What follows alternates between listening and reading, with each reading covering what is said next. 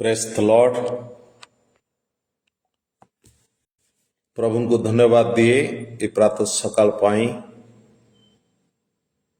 ଆସନ୍ତୁ ଆଜି ଆମମାନଙ୍କର ଚିନ୍ତନ ନିମନ୍ତେ ଈଶ୍ୱରଙ୍କର ବାକ୍ୟରୁ ଆମମାନେ କିଛି ବିଷୟ ଶିକ୍ଷା ଗ୍ରହଣ କରିବା, କାରଣ ବାସ୍ତବରେ ପ୍ରଭୁ ଆମମାନଙ୍କୁ ଏ ଅନ୍ତିମ ସମୟ ବିଷୟରେ ମଣ୍ଡଳୀର ସ୍ଥିତି କି ପ୍ରକାର ରହିବ, ମଣ୍ଡଳୀର ଲୋକମାନେ କି ପ୍ରକାର ଗତି କରିବେ, ଆଉ ଈଶ୍ୱରଙ୍କ ସହିତ ସେମାନଙ୍କର କି ପ୍ରକାର ସମ୍ବନ୍ଧ ରହିବ, ସେ ବିଷୟରେ ମଧ୍ୟ ଆମମାନେ ଅନ୍ତିମ ସମୟର ମଣ୍ଡଳୀ ବିଷୟରେ ଆଲୋଚନା କରୁଛେ।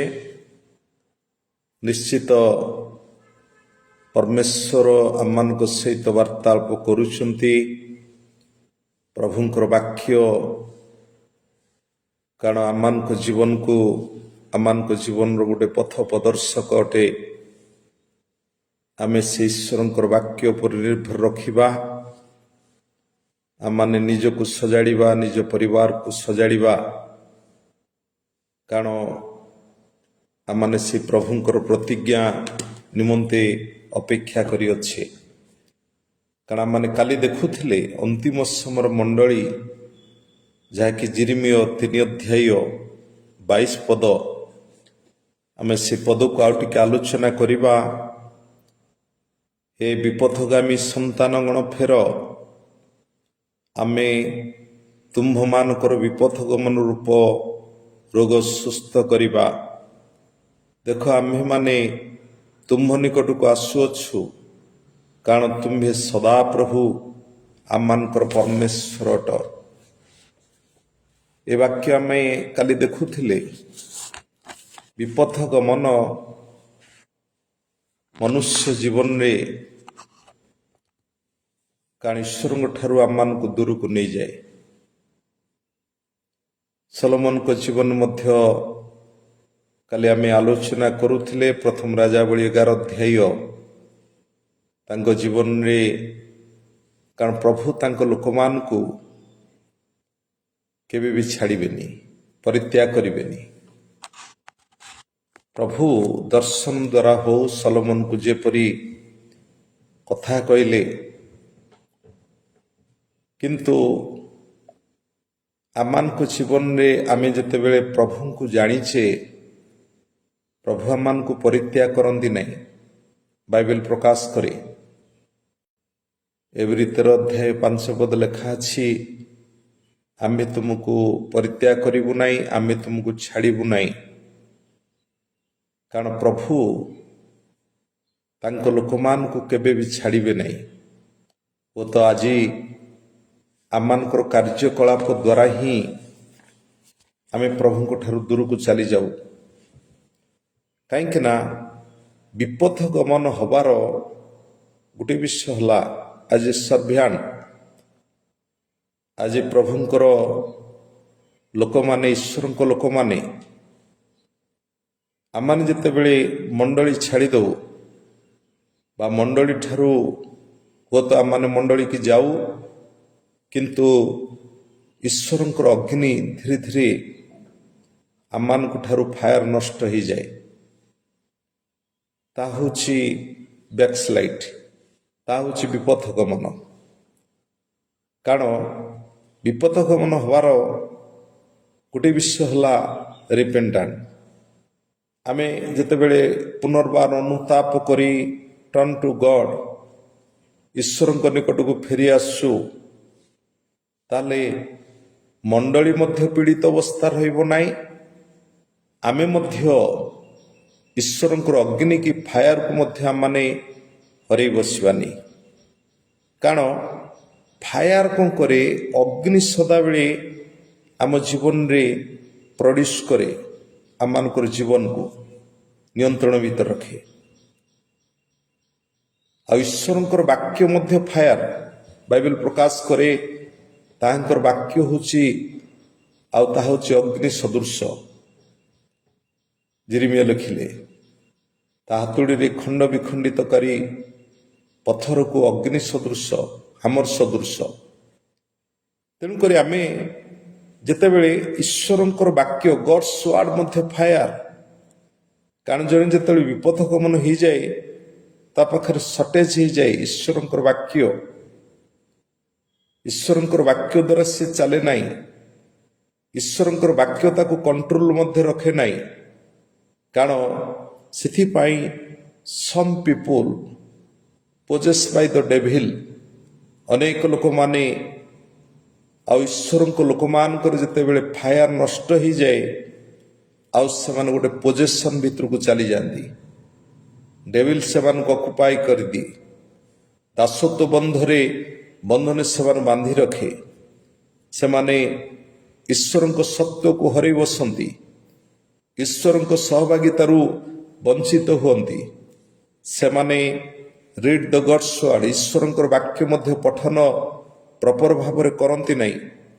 ତ ସେଥିପାଇଁ ଗୀତରଚକ ଗୋଟେ ବିଷୟ ଲେଖିଲେ, ଗୀତ ସଂହିତା 119:11 ପଦରେ, ମୁଁ ଯେପରି ପାପକୁ ନ କରେ ତୁମ୍ଭର ବାକ୍ୟ ମନ୍ତରରେ ସାଇତି ରଖିଅଛି। କେତେବେଳେ ଆମେ ତାହେଲେ ଈଶ୍ୱରଙ୍କର ବାକ୍ୟକୁ ଯେତେବେଳେ ଆମମାନଙ୍କ ହୃଦୟ ଭିତରେ ଅଧିକରୁ ଅଧିକ ରଖିବା, ଯେମିତି ସାଧୁ ପ୍ରେରିତ ପାଉଲ ମଧ୍ୟ କହିଲେ, କାରଣ ଆଉ ତୁମର ପ୍ରଚୁର ବାକ୍ୟ ମୋ କଲୋସୀ 3:16 ପଦରେ, ଯେ ମୋର ଭିତରେ ଆଉ ପ୍ରଚୁର ବାକ୍ୟ ମୁଁ ରଖିଅଛି। ତେଣୁକରି ଆମେ ଈଶ୍ୱରଙ୍କର ବାକ୍ୟ ଯେତେ ଅଧିକ ପରିମାଣରେ ଆମମାନଙ୍କ ଜୀବନରେ କ'ଣ କରିବ, ରହିବ, ଆମେ ବାକ୍ୟକୁ ଧାରଣ କରିବା, ତାହେଲେ ସେଇଠି କ'ଣ ହେବ, ଫାୟାର କ'ଣ କରିବ, ପ୍ରଡ୍ୟୁସ୍ କରିବ। ଆମର ବ୍ୟକ୍ତିଗତ ଜୀବନରେ ଅନ୍ୟମାନେ ମଧ୍ୟ ଉଦ୍ଧାରର ପଥ ପାଇବେ। ଫାୟାର କ'ଣ କରିବ, ଅନ୍ୟମାନଙ୍କୁ ଆକର୍ଷିତ କରିବ। ଫାୟାର ହେଉଛି କନେକ୍ଟେଡ ୱିଥ୍ ଗଡ୍, ଈଶ୍ୱରଙ୍କ ସହଭାଗିତାରେ ଆମମାନେ ଏଭ୍ରିଡେ ବଢ଼ିବା ପାଇଁ ଆମମାନଙ୍କୁ ପଡ଼ିଥାଏ। ଫାୟାର କ'ଣ କରେ, ଅଲୱେଜ୍ ଆମମାନଙ୍କୁ ଈଶ୍ୱରଙ୍କର ପ୍ରେଜେନ୍ସ ମଧ୍ୟକୁ ଆମମାନଙ୍କୁ ନେଇଯାଏ। ଫାୟାର ମଧ୍ୟ କ'ଣ କରେ, ଈଶ୍ୱରଙ୍କ ନିକଟରେ ଡିମାଣ୍ଡ, ଗୋଟେ ଅଧିକାରକୁ ସେ କ'ଣ କରେ, ସାବ୍ୟସ୍ତ କରେ। କାହିଁକିନା ଆମେ ଦେଖୁଛେ ମୂଷାଙ୍କ ଜୀବନରେ, ମୂଷାଙ୍କୁ ପରମେଶ୍ୱର ପ୍ରଥମେ ଫାୟାର ନିକଟକୁ ନେଲେ, ସେ ଅଗ୍ନି, ସେ ବୁଦାମୂଳରୁ ତାଙ୍କୁ କଥା କହିଲେ, ଦେନ୍ ଆଉ ସେ ମିନିଷ୍ଟ୍ରି ସେବା ପାଇଁ ମିଶର ଦେଶକୁ ପଠେଇଲେ। ତେଣୁକରି ପ୍ରିୟ ମଣ୍ଡଳୀ, ଇସ୍ରାଏଲ ଲୋକମାନେ 430 ବର୍ଷର ବନ୍ଧନ, ସେ ପ୍ୟାକେଜକୁ ସେ ଅଗ୍ନି କ'ଣ କଲା, ତାକୁ ନଷ୍ଟ କଲା। କାହିଁକି ନା ସେମାନଙ୍କର ଯାତ୍ରା ମଧ୍ୟ ଶୁରୁଆତ ଆରମ୍ଭ ହେଲା ସେ ଅଗ୍ନିସ୍ତମ୍ଭ ଏବଂ ମେଘସ୍ତମ୍ଭ ଦ୍ୱାରା ସେମାନଙ୍କର ଯାତ୍ରାକୁ ସେମାନେ ବିଗିନିଂ କଲେ, ଇସ୍ରାଏଲ ଲୋକମାନେ। ତେଣୁକରି you do not lose the fire. କାହିଁକି ନା ଆମେ ଯେତେବେଳେ ଫାୟାର କ'ଣ କରେ, ଆମମାନଙ୍କୁ ଗ୍ରୋଇଂ କରେ, ଆତ୍ମିକ ବଢ଼ୋତ୍ରୀ, ଆତ୍ମିକ ଉଦ୍ଦୀପନା ଆମମାନଙ୍କ ମଧ୍ୟରେ ରୁହେ। ଫାୟାର ଗୋଟେ ଆମମାନଙ୍କ ଜୀବନରେ ସ୍ପିରିଚୁଆଲି ଟେକଲ, ଆମେ ସ୍ପିରିଚୁଆଲ ଲାଇଫକୁ ଆମମାନେ କ'ଣ କରୁ, ଆଉ ସ୍ପିରିଚୁଆଲ ଲାଇଫ ମଧ୍ୟ ଯାହାକି ଆଗକୁ ଗ୍ରୋଇଂ କରେ ଦିନ ପ୍ରତିଦିନ। ତେଣୁକରି ଲିଡରସିପ୍ ଆଜ୍ ଏ ଲିଡର ମଷ୍ଟ ଆମମାନଙ୍କ ଜୀବନରେ ଫାୟାର ନିହାତି ଆବଶ୍ୟକତା ରହିଛି। କାରଣ ଅଗ୍ନି କ'ଣ କରିବ, ଆମମାନଙ୍କୁ ଗ୍ରୋଇଂ କରିବ। ଫାୟାର ଦ୍ୱାରା ଆମମାନଙ୍କର ମିନିଷ୍ଟ୍ରି ମଧ୍ୟ କ'ଣ ହେବ, ବଢ଼ି ଚାଲିବ। ସେଥିପାଇଁ ବାପ୍ତିଜକ ଯୋହନ ଗୋଟିଏ ବିଷୟ ଷ୍ଟେଟମେଣ୍ଟ ଦେଲେ, ଆଉ ମୁଁ ସିନା ତୁମମାନଙ୍କୁ ଜଳରେ ବାପ୍ତିସ୍ମ ଦେଉଅଛି, ମାତ୍ର ଯେ ମୋ ଉତ୍ତାରେ ଆସୁଅଛନ୍ତି ସେ ମୋ ଠାରୁ ଅଧିକ ଶକ୍ତିମାନ, ସେ ତୁମମାନଙ୍କୁ ପବିତ୍ର ଆତ୍ମା ଅଗ୍ନିରେ ବାପ୍ତିସ୍ମ ଦେବେ। ତେଣୁକରି ଏଠି ଯୀଶୁଙ୍କ ବିଷୟରେ, କାରଣ ସେ ଆମମାନଙ୍କୁ ପବିତ୍ର ଆତ୍ମା ଅଗ୍ନିରେ ବାପ୍ତିସ୍ମ ଦେବା ବିଷୟ ଏଠି ଯୋହନଙ୍କର ଷ୍ଟେଟମେଣ୍ଟ ଥିଲା। ଗଡ୍ସ ୱାର୍ଡ ଆମମାନଙ୍କୁ ସଦାବେଳେ ଉତ୍ସାହିତ କରେ। ନିରୁତ୍ସାହିତ ବ୍ୟକ୍ତି କି, ଭାଙ୍ଗି ଯାଇଥିବା ବ୍ୟକ୍ତି କି ଈଶ୍ୱରଙ୍କର ବାକ୍ୟ କ'ଣ କରେ? ତାକୁ ସତେଜ କରେ। ଈଶ୍ୱରଙ୍କର ବାକ୍ୟ ଆମମାନଙ୍କର ଅସ୍ଥିର ମଜା ଭିତରକୁ ଭେଦ କରେ, କାରଣ ଆମମାନଙ୍କୁ ଶକ୍ତି ଦିଏ, ଆମମାନଙ୍କ ନାମକୁ ଉଚ୍ଚୀକୃତ କରେ। ଆମେ ଆଉ ସେ ଈଶ୍ୱରଙ୍କର ବାକ୍ୟ ଦ୍ୱାରା ଆମମାନେ କ'ଣ କଲେ? ଈଶ୍ୱରଙ୍କର ପରିଚୟରେ ଆମମାନେ ବୃଦ୍ଧିପ୍ରାପ୍ତ ହେଲେ। ତେଣୁକରି everyday you read the God's word. କାହିଁକିନା ଆପଣମାନେ ଈଶ୍ୱରଙ୍କର ବାକ୍ୟ ଯେତେ ପଠନ କରିବେ, ତାହେଲେ ଈଶ୍ୱରଙ୍କର ବାକ୍ୟ ଆପଣଙ୍କ ଭିତରେ କାର୍ଯ୍ୟ ଆରମ୍ଭ କରିବ। ଗୋଟେ ଲାଇଫ୍ କି ଗୋଟେ ଜୀବନକୁ ସେ କ'ଣ କରିବ? ବଞ୍ଚେଇ ଦେବ। କାରଣ ୟୁ ଆର୍ ଦ ସୋଲଜର। ଆମମାନେ ଯୋଦ୍ଧା ସ୍ୱରୂପ ଈଶ୍ୱର ଆମମାନଙ୍କୁ ଚୁଜ୍ କରିଛନ୍ତି। ଆୱାର କମାଣ୍ଡର ହେଲେ ପ୍ରଭୁ ଯୀଶୁ ଖ୍ରୀଷ୍ଟ ନିଜେ। ସେମାନଙ୍କୁ ଚୁଜ୍ କଲେ, ସେମାନଙ୍କୁ ଅଗୁବାଇ କରନ୍ତି। ତେଣୁକରି ଆମମାନେ ଈଶ୍ୱରଙ୍କର କନ୍ୟା ସଦୃଶ, ଆମମାନଙ୍କର ବ୍ରାଇଡ୍ ଗ୍ରୁମ୍ ହେଲେ ନିଜେ ପ୍ରଭୁ ଯୀଶୁ ଖ୍ରୀଷ୍ଟ। ତେଣୁ ସେ ଚାହାନ୍ତି ଏଭ୍ରି ସିଚୁଏସନ୍ ମଧ୍ୟରେ ଆମେ କ'ଣ କରିବା? ତାକୁ ଅତିକ୍ରମ କରି ଆଗକୁ ବଢ଼ିବା। କାହିଁକି ନା ମେଣ୍ଟେନ୍ ୟୁଅର ଫେଥ୍, ବିଶ୍ୱାସକୁ ଧରି ରଖିବା, ଆଉ ଆମମାନଙ୍କ ଠାରେ ରହିଥିବା ଉତ୍ତମ ଏବଂ ଭଲ ବିଷୟକୁ ଆମମାନେ କ'ଣ କରିବା? ତାକୁ ଭଲ ବିଷୟ ଆମମାନେ ସଦାବେଳେ କ୍ୟାରି ଟୁ ଗୁଡ୍ ଥିଙ୍ଗ। ଆମେ ଈଶ୍ୱରଙ୍କର ଉତ୍ତମ ବିଷୟକୁ ଧରି ରଖିବା, ତାହେଲେ ଆମମାନେ ଏଭ୍ରି ମୋମେଣ୍ଟରେ ଆମମାନେ ଅତିକ୍ରମ କରିବା। ବିଜୟର ଦ୍ୱାର ଦେଶରେ ପ୍ରଭୁ ଆମମାନଙ୍କୁ ପହଞ୍ଚେଇବେ। ତ ସେଥିପାଇଁ ପ୍ରିୟ ଈଶ୍ୱରଙ୍କ ଲୋକମାନେ, ଆମେ ଦେଖୁଛେ ଆମେ ବର୍ତ୍ତମାନ ଅନ୍ତିମ ସମୟ ଶେଷ ମୁହୂର୍ତ୍ତରେ ବାସ କରୁଛେ। ମଣ୍ଡଳୀର ସ୍ଥିତି ବର୍ତ୍ତମାନ ଠିକ୍ ନାହିଁ, କିନ୍ତୁ ଆମମାନଙ୍କୁ ଓଭରକମ୍ କରିବା ପାଇଁ ପଡ଼ିବ। ପ୍ରଭୁ ସାଧୁ ଜୋନ୍ ମଧ୍ୟ ଏହି 7 ମଣ୍ଡଳୀ ବିଷୟରେ ସେ ଲେଖିଲେ। 7 ଗୋଟି ମଣ୍ଡଳୀ କି ଭିନ୍ନ ଭିନ୍ନ ପ୍ରକାର ଅଭିନନ୍ଦନ ଜଣାଇଛନ୍ତି। ସାଧୁ ଜୋନ୍ ଯେ ଜୟ କରି ଆମେ ତାକୁ ପାରଦେଶରେ ପ୍ରଥମ ବିଷୟ ଯାହାକି ଏଫିସି ମଣ୍ଡଳୀ କି କୁହାଗଲା, ଏଫିସି ମଣ୍ଡଳୀ କି କୁହାଗଲା। ଆଉ ଏଫିସି 2:7 ଲେଖା ହେଲା ଯେ ଜୟ କରି ଆମ୍ଭେ ପାରଦେଶରେ ଜୀବନ ବୃକ୍ଷର ଫଳ ଖାଇବାକୁ ଦେବୁ। ଏଠି ଆମେ ସଦାବେଳେ ସେକେଣ୍ଡ ମଣ୍ଡଳୀ ମଧ୍ୟ ଆମେ ଦେଖୁଛେ, ଯାହାକି ସ୍ୱର୍ଣ୍ଣା ମଣ୍ଡଳୀ। ଏଫିସି ପ୍ରକାଶିତ ଏଫିସି କହୁଛି ଆମେ ସେଟା ପ୍ରକାଶିତ 2:7 ଦେଖିଲେ। ପ୍ରକାଶିତ 2:7 ଏଫିସି ମଣ୍ଡଳୀ ବିଷୟ ଲେଖାଗଲା। ଆଉ ଯେ ଜୟ କରେ ଆମ୍ଭେ ତାକୁ ପାରଦେଶର ଜୀବନ ବୃକ୍ଷ ଫଳ ଖାଇବାକୁ ଦେବୁ। ଏଠି ସାଧୁ ଜୋହନ ଆଉ ସେ ଏଫିସି ମଣ୍ଡଳୀ ବିଷୟରେ ଲେଖିଲେ।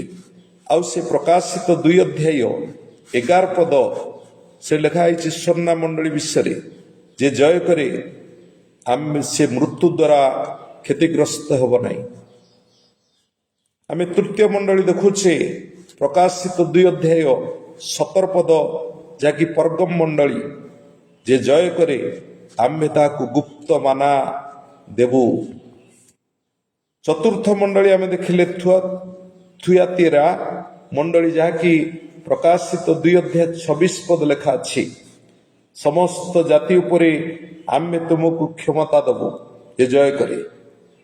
ତାପରେ ପଞ୍ଚମ ମଣ୍ଡଳୀ ଆମେ ଦେଖିଲେ ପ୍ରକାଶିତ 3:5 ସାର୍ଦି ମଣ୍ଡଳୀ ବିଷୟରେ ଆଉ କୁହାଗଲା ଯେ ଜୟ କରି ସେ ଶୁକ୍ଳ ବସ୍ତ୍ର ପରିହିତ ହୋଇ ଆଉ ସେ ଆଗକୁ ବଢ଼ିବ, ଆଉ ସେ ତାର ନାମକୁ ଆମେ ଜୀବନ ପୁସ୍ତକରେ କ'ଣ କରିବୁ? ଲେଖିବୁ। ତାପରେ ଷଷ୍ଠ ମଣ୍ଡଳୀ ହେଲା ଫିଲାଦେଲଫିଆ ଚର୍ଚ୍ଚ, ବା ପ୍ରକାଶିତ 3:12 ଲେଖା ହେଇଛି ଯେ ଜୟ କରେ ଆଉ ଈଶ୍ୱରଙ୍କର ମନ୍ଦିରର ସ୍ତମ୍ଭ ସ୍ୱରୂପ ତାହାକୁ କରିବା। ତାପରେ ସପ୍ତମଣ୍ଡଳୀ ଆମେ ଦେଖିଲେ, ଯାହାକି ଲାଉଦିକିଆ ମଣ୍ଡଳୀ, ପ୍ରକାଶିତ 3:21 ଲେଖାଗଲା ଯେ ଜୟ କରେ ତାକୁ ପିତାଙ୍କ ସହିତ ସିଂହାସନରେ ବସିବାକୁ ଦେବୁ, ଯେ ଜୟ କରେ ସେ ଶୁକ୍ଳ ବସ୍ତ୍ର ପରିହିତ ହବ, ତାର ନାମ ଜୀବନ ପୁସ୍ତକରେ ଲେଖା ହବ। ଏ ବାକ୍ୟକୁ ଟିକେ ଆମେ ଧ୍ୟାନ କରିବା। କାରଣ ଲାଉଦିକିଆ ମଣ୍ଡଳୀ ଅନ୍ତିମ ମଣ୍ଡଳୀ, ସପ୍ତ ମଣ୍ଡଳୀ ମଧ୍ୟରେ ଲାଉଦିକିଆ ମଣ୍ଡଳୀ ହେଉଛି ଅନ୍ତିମ ମଣ୍ଡଳୀ। ଯଦି ଆପଣମାନେ ଲାଉଦିକିଆ ମଣ୍ଡଳୀ ବିଷୟରେ ଦେଖିବେ, ଏଠି ପ୍ରଭୁଙ୍କର ଷ୍ଟେଟମେଣ୍ଟ ହେଲା ଯେ ଜୟ କରେ ତାହାକୁ ପିତାଙ୍କ ସିଂହାସନ ବସିବାକୁ ଦେବୁ। ଯେ ଜୟ କରି ସେ ଶୁକ୍ଳ ବସ୍ତ୍ର ପରିହିତ ହବ, ତାର ନାମ ଜୀବନ ପୁସ୍ତକରେ ଲେଖାବ। ତାହେଲେ ଏଠି ଆମେ ଯଦି ଲାଉଦିକିଆ ମଣ୍ଡଳୀ ବର୍ତ୍ତମାନ current present situation of church, ଆମମାନଙ୍କର ମଣ୍ଡଳୀ ବିଷୟକୁ ଯଦି ଆମମାନେ ଦେଖିବା, ଲାଉଦିକିଆ ମଣ୍ଡଳୀ ତାର ସେ ଥଣ୍ଡା ନଥିଲା, ଗରମ ନଥିଲା। ସେଥିପାଇଁ ପ୍ରଭୁ କହିଲେ ତୁମେ ଈଷଦୁଷ୍ମଟ, ଆମେ ତୁମକୁ ମୁଖରୁ ଉଦ୍ଗାର କରିବା। ତାର ଅର୍ଥ କ'ଣ? ଲାଉଦିକିଆ ମଣ୍ଡଳୀ ଡିପେଣ୍ଡାଣ୍ଟ, ସେଲ୍ଫ ଡିପେଣ୍ଡାଣ୍ଟ ଥିଲା।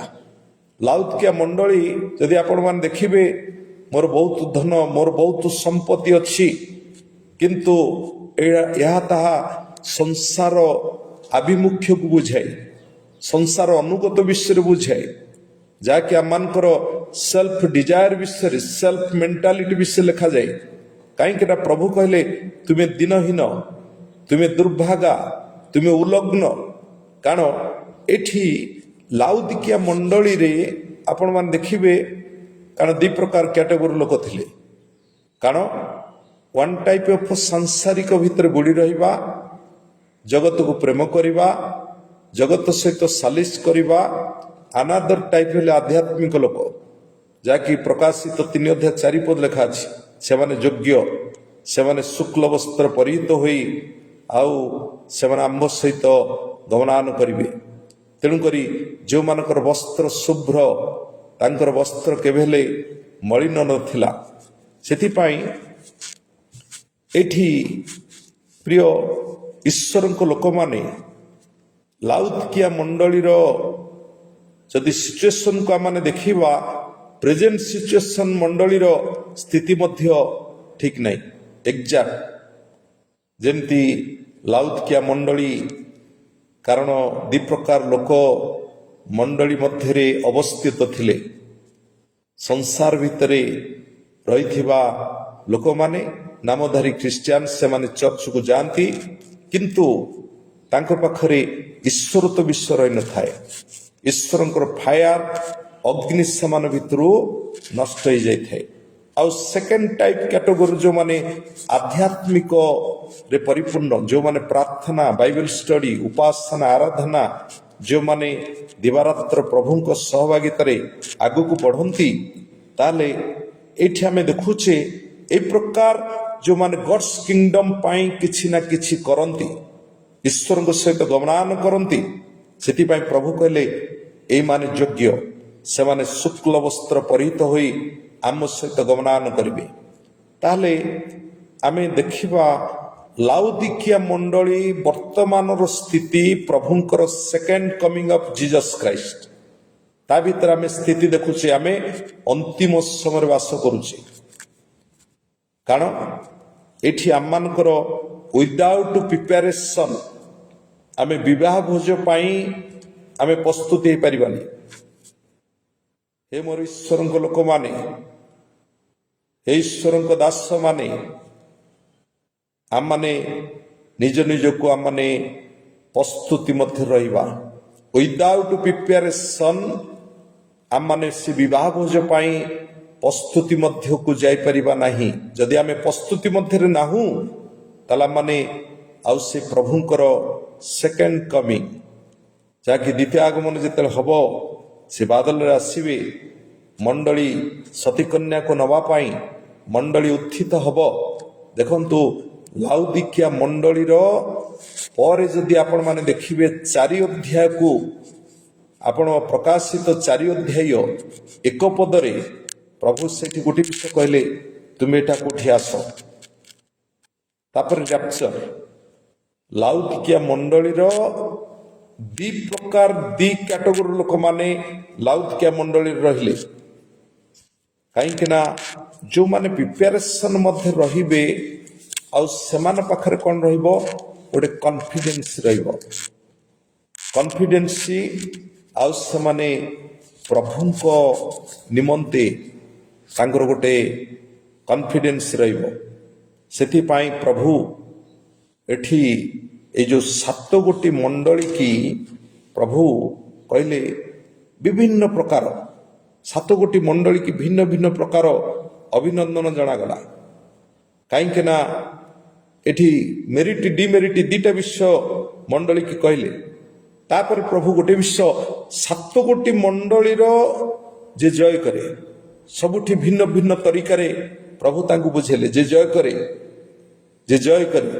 ତାର ଅର୍ଥ ହେଉଛି ଆମେ ଓଭରକମ୍। ଜୟ କରିବାର ଅର୍ଥ ହେଉଛି ଆମେ କି ପ୍ରକାର ଜୟ କରିବାକୁ ପଡ଼ିବ ଆମେ ଜାଣିବା ଦରକାର।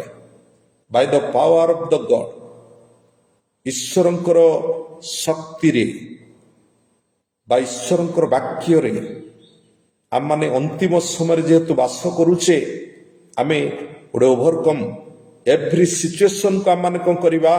ଓଭରକମ୍ କରି ଆଗକୁ ବଢ଼ିବା। ଏଭ୍ରି ଡେ ଏଭ୍ରି ଖ୍ରୀଷ୍ଟିଆନ ମାନଙ୍କ ଜୀବନରେ ଯୁଦ୍ଧ କରିବା ପାଇଁ ପଡ଼ିଥାଏ। କିନ୍ତୁ ଆମମାନଙ୍କର ଯୁଦ୍ଧ ହେଉଛି, ଆଉ ଆମମାନେ ଯେଉଁ ଯୁଦ୍ଧ କରୁଛେ ଏଇ ଯୁଦ୍ଧରେ ଆମେ ଜୟଲାଭ କରିବା ପାଇଁ, ଆମେ ଯୁଦ୍ଧ କରିବା ପାଇଁ ଆମମାନଙ୍କୁ ପଡ଼ିଥାଏ। ତେଣୁକରି ପ୍ରିୟ ମଣ୍ଡଳୀ, ଯୀଶୁଖ୍ରୀଷ୍ଟ ଅଲରେଡି କାଲବରୀ କ୍ରୁଶ ଉପରେ ସେ ଜୟଲାଭ କରିଛନ୍ତି। ସମସ୍ତ ମୃତ୍ୟୁକୁ ସେ ଚିପୁଡ଼ି ଦେଲେ, ଆଉ ସେ ସମସ୍ତ ଅଭିଶପ୍ତ ଉପରେ ବିଜୟ ଲାଭ କଲେ। ସମସ୍ତ ଡେମୋନିକ ଶୈତାନିକ ଶକ୍ତି ଉପରେ ଆଉ ସେ ବିଜୟ ଲାଭ କଲେ। ମୃତ୍ୟୁର ସମସ୍ତ ଶକ୍ତି ହରେଇ ବସିଲା।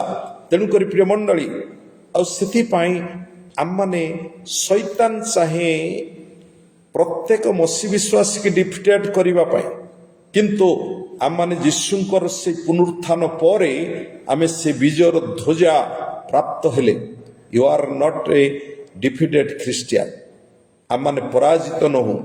କାହିଁକି ନା ଏଇଠି ଆମମାନେ ସଦାବେଳେ ଆଉ ଆମମାନେ କ'ଣ କରିବା? ସେ ବିଜୟର ଧ୍ୱଜାରେ ରହିବା। ସେଥିପାଇଁ ପ୍ରଥମ ଯୋହନ 5:4 ଲେଖାଗଲା, ଆମମାନଙ୍କର ବିଶ୍ୱାସ ଓଭରକମ୍ କରେ। ଆମମାନଙ୍କର ବିଶ୍ୱାସ କ'ଣ କରେ? ସକଳ ବିଷୟ ଉପରେ ଆମମାନେ ଓଭରକମ୍ କରିବା, ଜୟଯୁକ୍ତ ହୋଇ। ଫେଥ୍ କମ୍ ଫ୍ରମ୍ ୱାର୍ଡ, ଈଶ୍ୱରଙ୍କର ବାକ୍ୟ ଦ୍ୱାରା ବିଶ୍ୱାସ କ'ଣ ହୁଏ? ବଢ଼େ।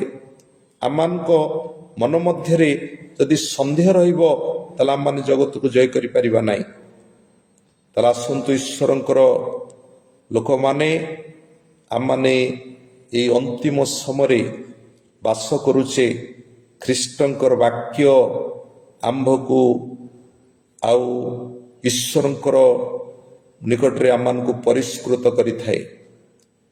ପାପ କରିବାର ପ୍ରକୃତି ତାହା କେତେବେଳେ? ଯେତେବେଳେ ବାକ୍ୟ ଆମମାନଙ୍କ ଭିତରେ ପ୍ରଚୁର ଭାବରେ ରହିବ, ତାହେଲେ ପାପର ପ୍ରକୃତି, ପାପର ସ୍ୱଭାବ, ଡେମୋନିକି ଆଉ ବିଶ୍ୱ ସବୁ କ'ଣ ହବ? ତା ପସରି ଯିବ।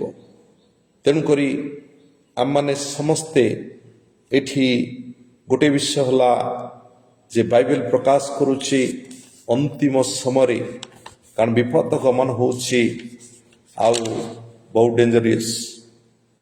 ତାହା ଆମମାନଙ୍କ ଜୀବନକୁ କଳୁଷିତ କରିଦିଏ।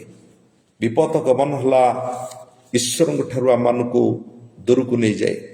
ତେଣୁକରି ଆମମାନଙ୍କ ଜୀବନରେ ଲୋଭ, ପ୍ରଲୋଭନ, ପାପ, ତାପରେ ଆମମାନେ ବିଜୟ ଲାଭ କରିବା କେତେବେଳେ? ପବିତ୍ର ଆତ୍ମାଙ୍କ ସାହାଯ୍ୟରେ, ଈଶ୍ୱରଙ୍କର ବାକ୍ୟରେ ଯେତେବେଳେ ପରିପୂର୍ଣ୍ଣ ହେବା।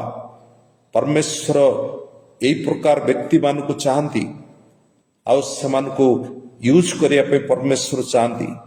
କାରଣ ଆମମାନେ ଆମମାନଙ୍କ ମନ, ଆମମାନଙ୍କ ଶରୀର, ଆମମାନଙ୍କର ହୃଦୟକୁ ଆମମାନେ କଠିନ ନ କରୁ। ଆସନ୍ତୁ ଆମମାନେ ଈଶ୍ୱରଙ୍କର ବାକ୍ୟ ଦ୍ୱାରା ଆମମାନଙ୍କର ଈଶ୍ୱରଙ୍କ ଆତ୍ମାଙ୍କର ଅଧୀନ ମଧ୍ୟରେ ରହିବା। ତେଣୁକରି ତାହେଲେ ଆମମାନେ ଏଇ ଜଗତରେ ଆଉ ଆମମାନେ କ'ଣ ହବା? ଗୋଟେ ବିଜୟୀ ଖ୍ରୀଷ୍ଟିଆନ ହବା। ଆମମାନେ ଆତ୍ମିକତା ବିଷୟକୁ, ଆଧ୍ୟାତ୍ମିକ ବିଷୟକୁ ଧରି ରଖିବା। ତେଣୁକରି ବିଶେଷ କରି ଧନ୍ୟବାଦ ଦିଏ ଆଜିର ଚିନ୍ତନ ପାଇଁ ଆମେ ବାସ୍ତବରେ ଅନ୍ତିମ ସମୟରେ ଆଉ ଆମମାନେ ବାସ କରୁଛେ, ଆମମାନଙ୍କର ସ୍ଥିତି ଆମମାନଙ୍କର ଗତି କି ପ୍ରକାର ରହିଛି ଆମେ ତା ବିବେଚନା କରିବା। ପ୍ରଭୁ ଚାହାନ୍ତି ଯେ ଆମମାନେ ପ୍ରସ୍ତୁତି ମଧ୍ୟ ରହିବା। ଏ ଅନ୍ତିମ ସମର ମଣ୍ଡଳୀ ଜାଗି ଉଠୁ, ନିଦ୍ରିତ ଲୋକମାନେ ଜାଗି ଉଠନ୍ତୁ। ଅନ୍ତିମ ସମର ମଣ୍ଡଳୀ ଯାହାକି ସାଧୁ ପ୍ରେରିତ ପାଉଲ ମଧ୍ୟ ଲେଖିଲେ ଏଫେସୀ ପୁସ୍ତକରେ, ହେ ନିଦ୍ରିତ ଜାଗ ଜାଗ, କାରଣ ପରମେଶ୍ୱର ତାଙ୍କର ଆଲୋକକୁ ଆମମାନଙ୍କ ନିକଟକୁ ପଠେଇବେ। ଆମେ ଯଦି ନିଦ୍ରିତ ଅବସ୍ଥାରେ ରହିଛୁ ତାହେଲେ ଆମମାନେ ଜାଗିବାର ସମୟ, ଆଉ ଶୋଇ ରହିବାର ସମୟ ନୁହଁ। ଆମେ ଏ ସମୟରେ ଖଡ୍ଗ ଧାରଣ କରିବାର ସମୟ। ଯେପରି ନିହମିଆ ଆଉ ଗୋଟିଏ ବିଷୟ କହିଲେ, ଗୋଟିଏ ହସ୍ତରେ ଆଉ ତୁମେ ଖଡ୍ଗ ଧାରଣ କର, ଆଉ ଗୋଟିଏ ହସ୍ତରେ ତୁମେ କଣ କର, କାର୍ଯ୍ୟ କର। ତାହେଲେ ଆମମାନଙ୍କର ମଣ୍ଡଳୀ ଯଦି ଜାଗି ରହିବ ତାହେଲେ ଲୋକମାନେ ଗୋଟେ ଆଧ୍ୟାତ୍ମିକ ବିଷୟ ପ୍ରତି ତାଙ୍କର ଆକର୍ଷଣ ରହିବ।